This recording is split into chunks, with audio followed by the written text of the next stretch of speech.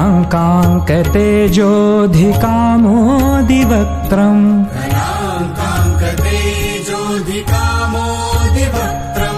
खलानीशवादापनोदार्हदीक्षम् खलानीशवादापनोदार्हदीक्षम् समाधिस्थमूर्तिम्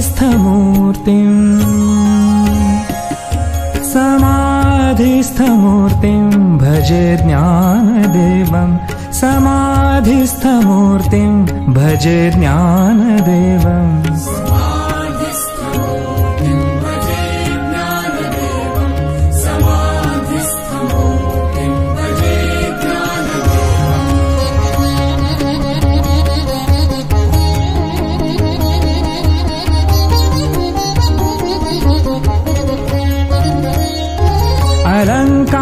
अलङ्कारपुरीरम्य सिंहासनस्थम्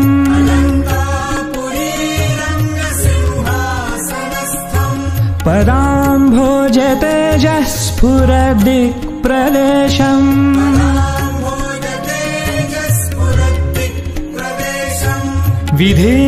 विधीन्द्रादिदेवैः सदा स्तूयमानम् विधीन्द्रादिदेवैः सदा स्तूयमानम् समाधिस्थमूर्तिम्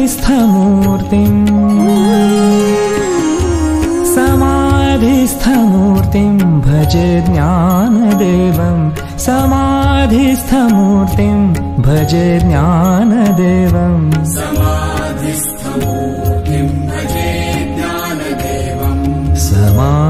समाधिस्थमूर्तिम् भजे ज्ञानदेवम्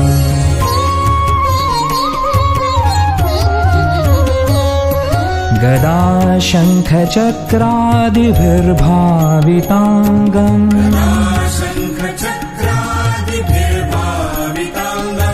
चिदानन्दसंलक्ष्य नाट्यस्वरूपम्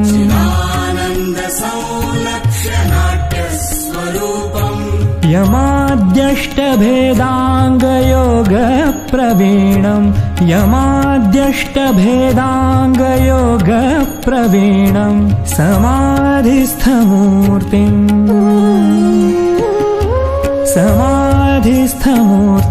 भजे ज्ञानदेवम् समाधिस्थमूर्तिम् भजे ज्ञानदेवम्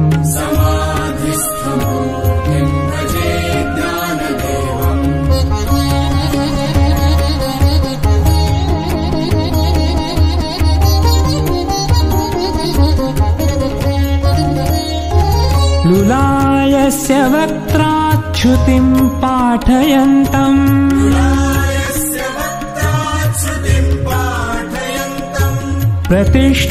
प्रतिष्ठानपुर्यान् सुधीसङ्गसेव्यम्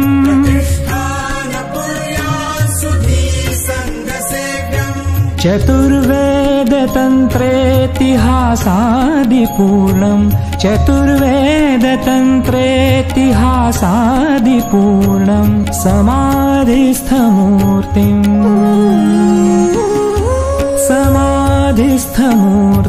भजे ज्ञानदेवम् समाधिस्थमूर्तिम् भजे ज्ञानदेवम्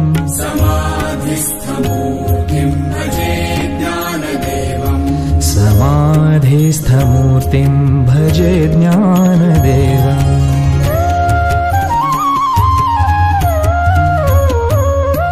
सदा पण्ढरीनाथ पादाब्जभृङ्गम्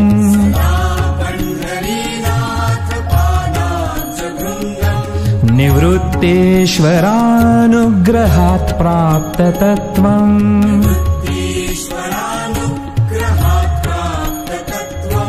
महेन्द्रायणी तीरभूमौ वसन्तम् महेन्द्रायणी तीरभूमौ वसन्तम् समाधिस्थमूर्तिम्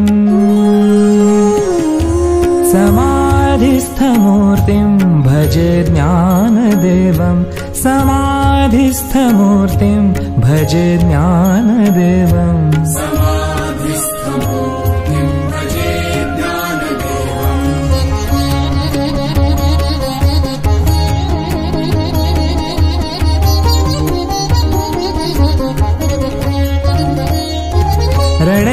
कृष्णबीभत्सु संवादभूतो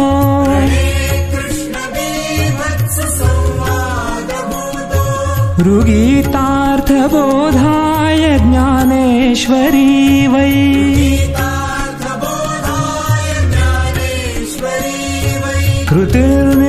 कृतिर्निर्मितायेन च प्राकृतोक्त्या कृतिर्निर्मितायेन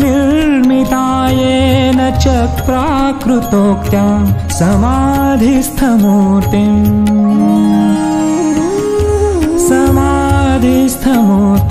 भजे ज्ञानदेवं समाधिस्थमूर्तिं भजे ज्ञानदेवं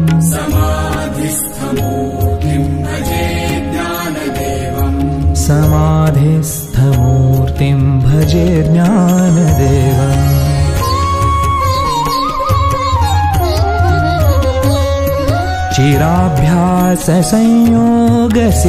चिराभ्याससंयोगसिद्धेर्बलाढ्यो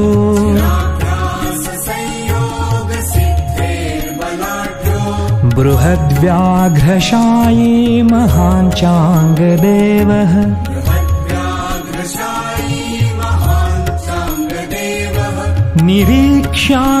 निरीक्ष्याग्रकुड्यागतं वीतगर्वः निरीक्ष्याग्रकुड्यागतं वीतगर्वः समाधिस्थमूर्तिं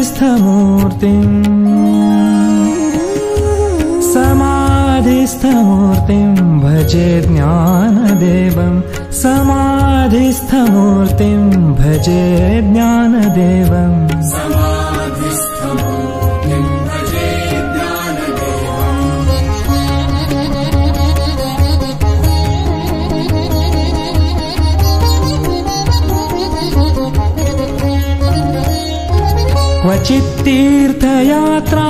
क्वचित्तीर्थयात्रामिषेणेति नीत्वा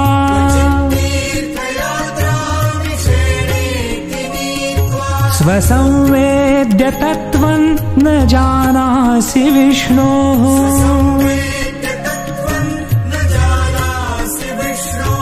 ततः प्रेषितः खेचरं नामदेवः ततः प्रेषितः खेचरं नामदेवः समाधिस्थमूर्तिं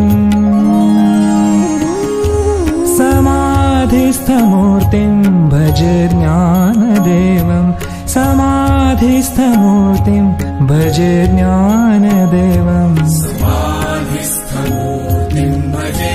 ज्ञानदेवं समाधिस्थमूर्तिं भजे समाधिस्थमूर्तिं भजे ज्ञानदेवं समाधिस्थमूर्तिं भजे ज्ञानदेवं समाधिस्थमूर्तिं भजे ज्ञानदेवं समाधिस्थमूर्तिं भजे ज्ञानदेवम्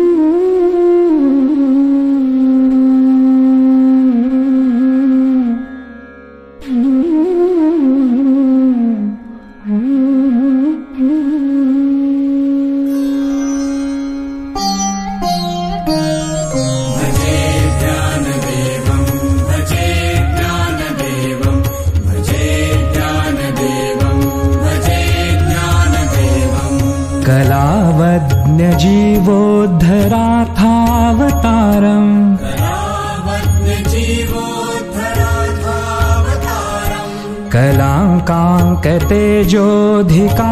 कलाङ्काङ्कतेजोऽधिकामोदिवक्त्रम्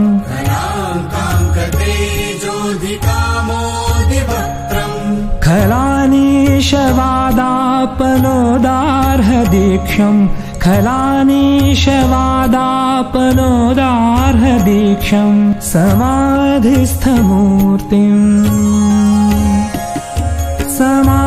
समाधिस्थमूर्तिं भजे ज्ञानदेवं समाधिस्थमूर्तिं भजे ज्ञानदेवं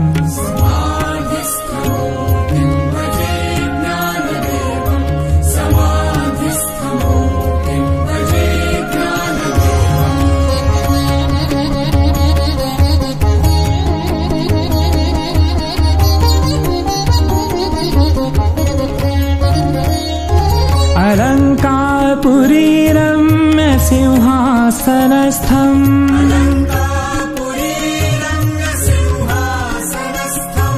पदाम्भोज तेजः स्फुरदिक्प्रदेशम्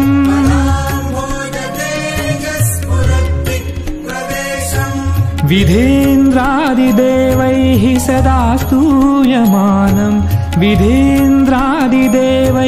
सदा स्तूयमानम् समाधिस्थमूर्तिम् समाधिस्थमूर्तिं भजे ज्ञानदेवं समाधिस्थमूर्तिं भजे ज्ञानदेवं समाधिस्थमूर्तिं भजे ज्ञानदेवं समाधिस्थमूर्तिं भजे ज्ञानदेवम्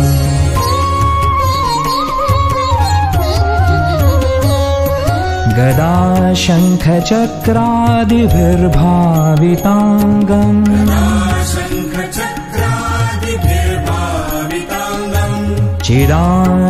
चिदानन्दसंलक्ष्य नाट्यस्वरूपम्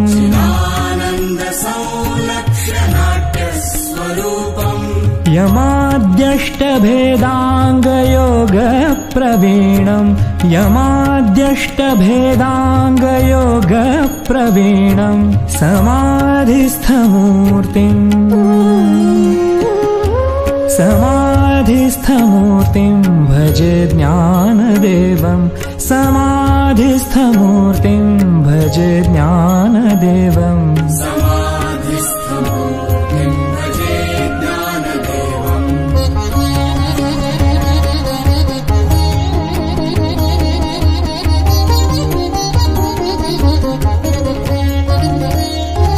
लुलायस्य वक्त्राच्युतिं पाठयन्तम्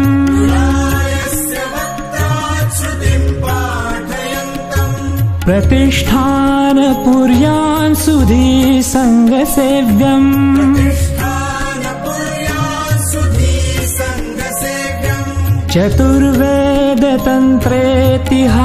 चतुर्वेदतन्त्रेतिहासादिपूर्णम् चतुर्वेदतन्त्रेतिहासादिपूर्णम् समाधिस्थमूर्तिम् समाधिस्थमूर्तिं भजे ज्ञानदेवं समाधिस्थमूर्तिं भजे ज्ञानदेवं समाधिस्थमूर्तिं भजे ज्ञानदेवं समाधिस्थमूर्तिं भजे ज्ञानदेवम्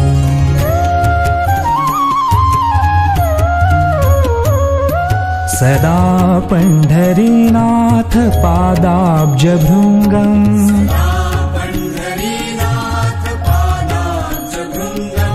निवृत्तेश्वरानुग्रहात् प्राप्ततत्त्वम्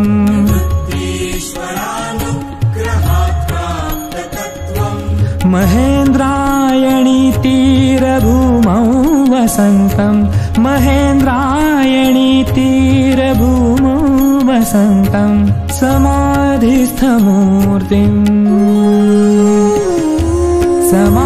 समाधिस्थमूर्तिं भजे ज्ञानदेवं समाधिस्थमूर्तिं भजे ज्ञानदेवं समाधिस्थमूर्तिं भजे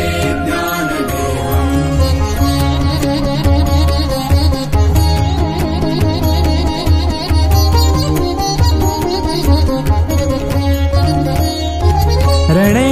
कृष्णबीभत्सु संवादभूतो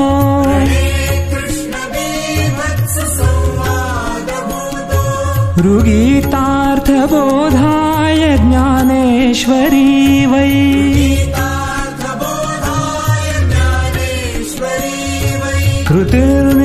कृतिर्निर्मितायेन च प्राकृतोक्त्या कृतिर्निर्मिता येन च प्राकृतोक्त्या समाधिस्थमूर्तिं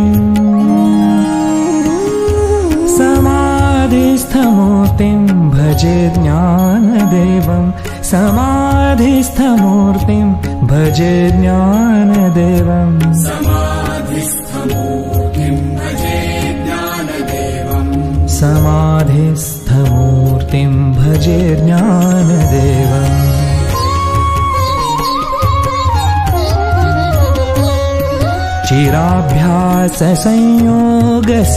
चिराभ्याससंयोगसिद्धेर्बलाढ्यो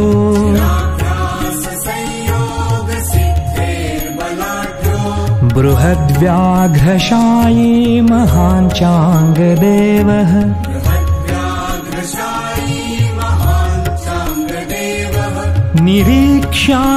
निरीक्ष्याग्रकुड्यागतं वीतगर्वः निरीक्ष्याग्रकुड्यागतं वीतगर्वः समाधिस्थमूर्तिं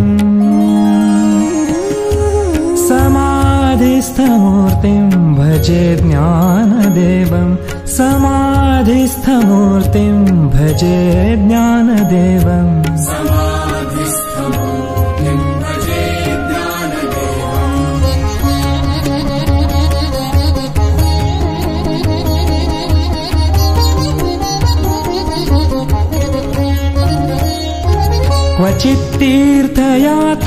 क्वचित्तीर्थयात्रामिषेणेति नीत्वा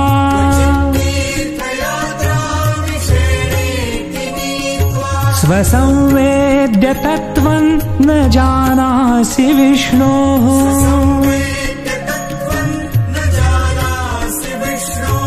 ततः प्रेषितः खेचरं नामदेवः ततः प्रेषितः खेचरं नामदेवः समाधिस्थमूर्तिं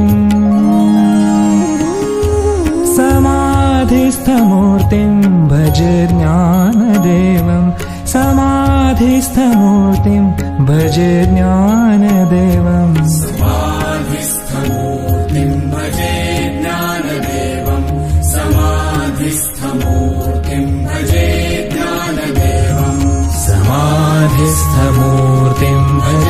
ज्ञानदेवं समाधिस्थमूर्तिं भजे ज्ञानदेवं समाधिस्थमूर्तिं भजे ज्ञानदेवं समाधिस्थमूर्तिं भजे ज्ञानदेवं समाधिस्थमूर्तिं भजे ज्ञानदेवम्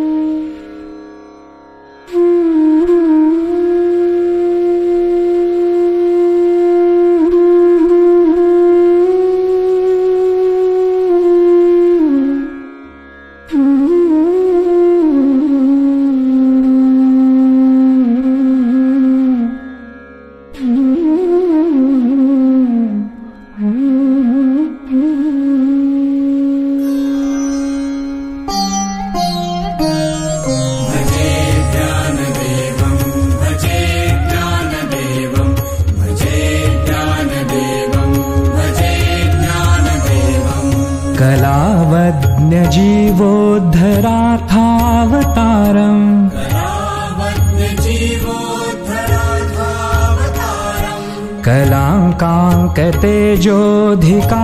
कलाङ्काङ्कतेजोऽधिकामोदिवक्त्रम्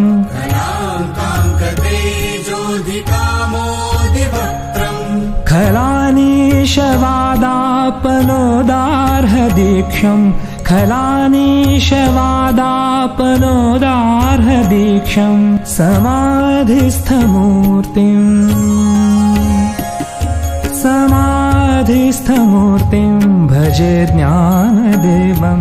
समाधिस्थमूर्तिं भजे ज्ञानदेवं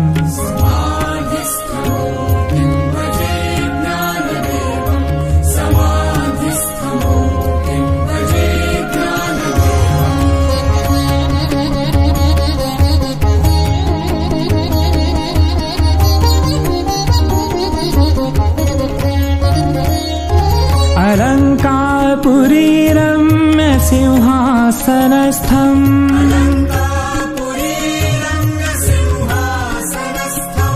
पदाम्भोजतेजः स्फुरद्दिक्प्रदेशम्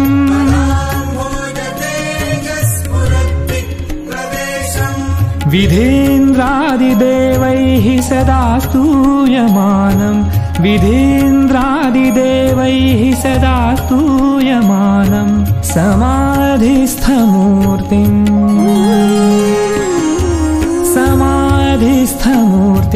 भजे ज्ञानदेवम् समाधिस्थमूर्तिम् भजे ज्ञानदेवम् समाधिस्थमूर्तिम् भजे ज्ञानदेवम् समाधिस्थमूर्तिम् भजे ज्ञानदेवम्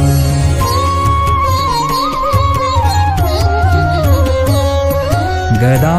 शङ्खचक्रादिभिर्भाविताङ्गम्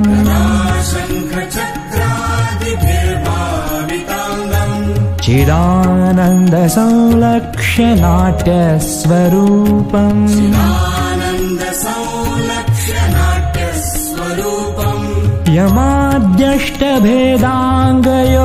यमाद्यष्टभेदाङ्गयोगप्रवीणम् यमाद्यष्टभेदाङ्गयोगप्रवीणम् समाधिस्थमूर्तिम्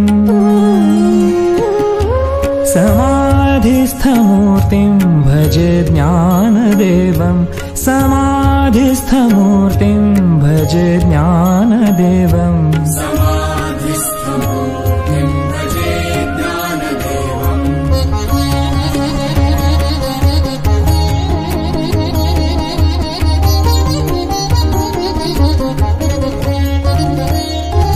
लुलायस्य वक्त्राच्छ्रुतिम् पाठयन्तम्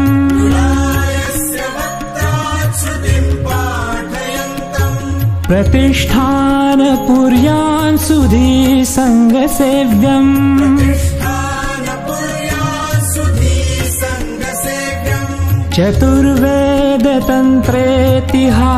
चतुर्वेदतन्त्रेतिहासादिपूर्णम् चतुर्वेदतन्त्रेतिहासादिपूर्णम् समाधिस्थमूर्तिम्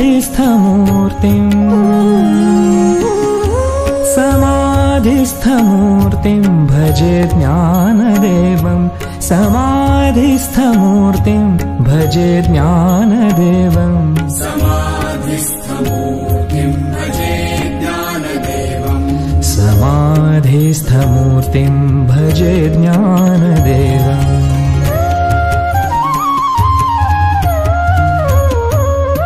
सदा पण्ढरीनाथ पादाब्जभृङ्गम्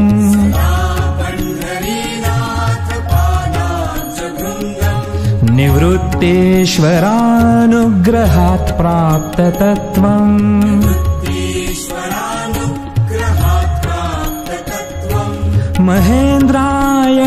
महेन्द्रायणीतीरभूमौ वसन्तम् महेन्द्रायणीतीरभूमौ वसन्तम् समाधिस्थमूर्तिम्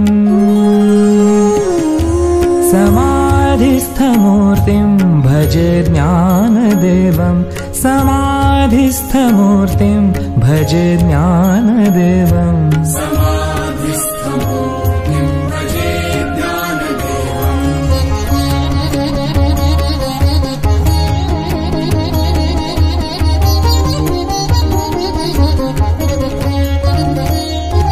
रणे कृष्णबीभत्सु संवादभूतो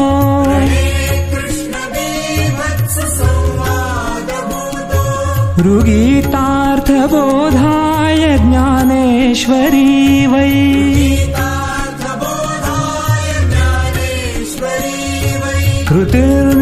कृतिर्निर्मितायेन च प्राकृतोक्त्या कृतिर्निर्मितायेन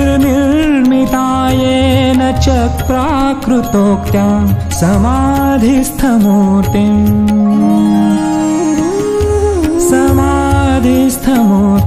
भजे ज्ञानदेवम् समाधिस्थमूर्तिम् भजे ज्ञानदेवम् समाधिस्थमूर्तिम् भजे ज्ञानदेवम् समाधिस्थमूर्तिम् दक्षिणामूर्तिं भजे ज्ञानदेवम्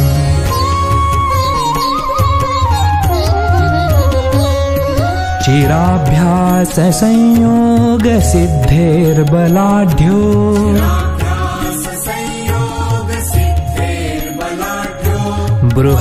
बृहद्व्याघ्रशायी महान् चाङ्गदेवः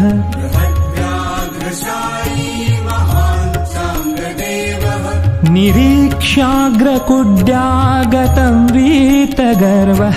निरीक्ष्याग्रकुड्यागतं वीतगर्वः समाधिस्थमूर्तिं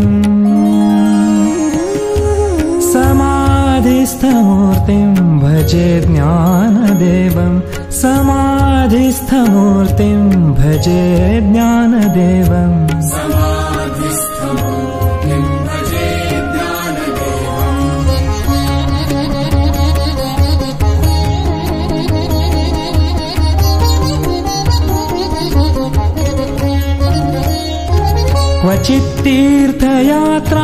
क्वचित्तीर्थयात्रामिषेणेति नीत्वा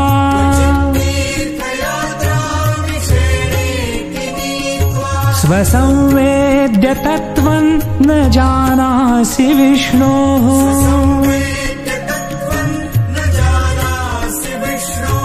ततः प्रेषितः खेचरं नामदेवः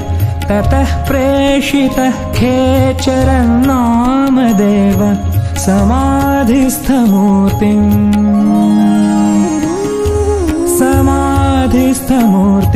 भजे ज्ञानदेवं